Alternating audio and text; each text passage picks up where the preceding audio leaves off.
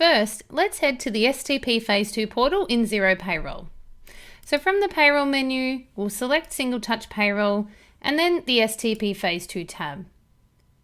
If I scroll down, you can see I've already completed Step 1, which is to update my employee profiles. Step 1 must be completed first, and this is because some earnings categories are incompatible with some employment relationships. So for example, working holiday makers cannot have any income classified as director's fees. And we'll take a look at an example of this shortly. Let's go ahead and begin updating our pay items. So I'll click Replace Pay Items, and this takes us to Payroll Settings and shows us a list of our pay items that we've already got set up. There are a range of pay items you may need to update the earnings category for in order for them to be reporting correctly. Let's look at an example. I have a number of bonus and commission pay items set up in Payroll. 2 of these are already reporting with the correct earnings category of bonuses and commissions, so they don't need to be replaced. However, the quarterly sales bonus is showing as ordinary time earnings, so this will need to be replaced.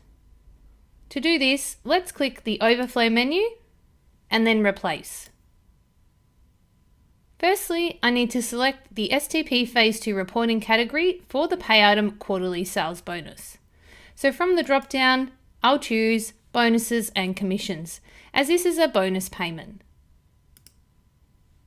I'll click Next, and we can now review the settings of our new pay item. On the left is our current pay item settings, and on the right is what Xero Payroll will change it to. What I will call out here is the PAYG settings. The previous bonus payment was set to be exempt from PAYG withholding. This is actually incorrect, and Xero Payroll will now automatically apply PAYG withholding to earnings rates classified as bonuses and commissions through STP Phase 2. And you can read more about it by clicking the blue hyperlink here to the ATO's website. I'll click Next to move on. Now it's time to view which employee pay templates will be updated with the new disaggregated pay item quarterly sales bonus. You can choose to exclude any employee pay template from this update by simply unchecking the tick box next to that employee's name. However, I want all my active employees to be STP Phase 2 compliant, so I'll check them all. We'll then click Next to move to the final step, which is to confirm what Xero Payroll will do on your behalf. You can see that a new pay item will be created, the current pay item will be marked as inactive, and we'll have 4 employee pay templates that will be updated with the new and correct pay item. So I'll click Confirm and Success. The pay item quarterly sales bonus will now be reported correctly with an earnings category of bonus and commissions instead of ordinary time earnings.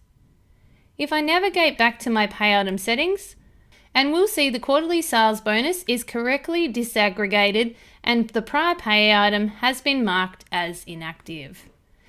Now, let's look at another example. Here we have a director's fee. This is currently reporting through STP as ordinary time earnings. However, we do need to replace this and report it correctly, and we'll choose the earnings category of director's fees. So let's repeat the replacement process. We'll click the Overflow menu and then Replace. And from the drop-down, I'll choose the reporting category as director's fees. I'll click Next to move to Step 2. And we now need to review our current director fee pay item settings with what Xero Payroll will create for us. And we can see that our earnings category is updating. Let's click Next to review our employee pay template. We have 2 employees whose template can be updated, as their employment relationship meets the criteria for the director's fee earnings category. However, I can see that we have 1 employee pay template, Annabelle Peters, who can't be updated. And this is due to Annabelle being set up as a working holiday maker and is therefore ineligible to earn director's fees. This is why, as part of the transition to STP Phase 2 reporting, it's important to update all your employee records first prior to replacing your pay items, as the employee relationship determines what type of income they are eligible for. So in this instance, Annabelle's pay template will not be updated.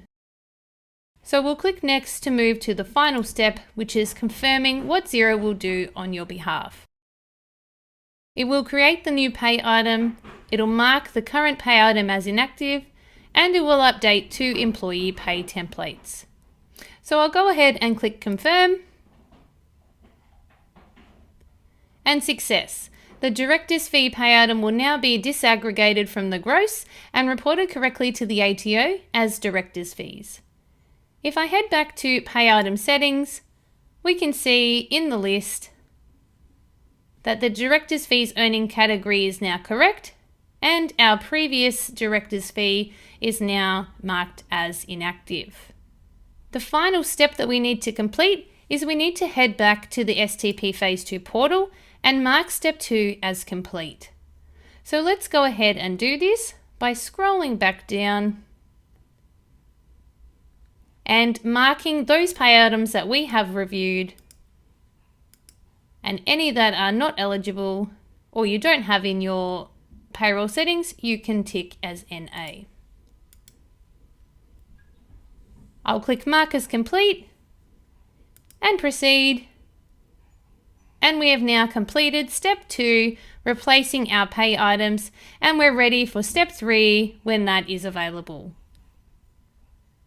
Keep an eye on Xero Central for more support content to help guide you through the transition to Single Touch Payroll Phase 2.